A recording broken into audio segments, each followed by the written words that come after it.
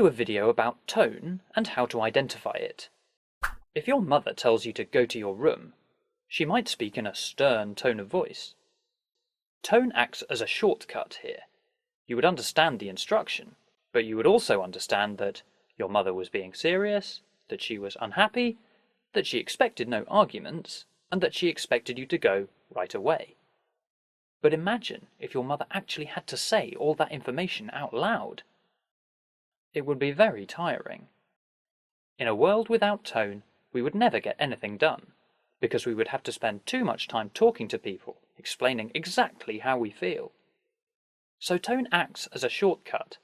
It helps us communicate emotions and attitudes without having to say them out loud. And although in this example, facial expressions are clearly important, in fact you can create tone with language alone. Sending a message on a phone is a good example. If you don't believe me, try this one. Would you say this phrase sounds cautious, frightened, excited, or determined? There's a good chance you went for excited. And you didn't need to see Webster's excited expression or his brilliant idea about becoming a pumpkin farmer. What if we change the wording slightly? Which one would you go for now? This time you might have gone for cautious, or even frightened. Now, we set out to show you how to identify tone, and we've just shown you that you can already do it. We recommend that you store up in your mind a box of words which you can use to describe tone. You will gradually get quicker and more confident at pulling out the right words when you are confronted with a new text.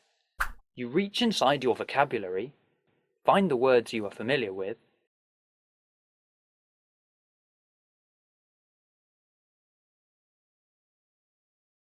and test some of them, see whether they fit the text.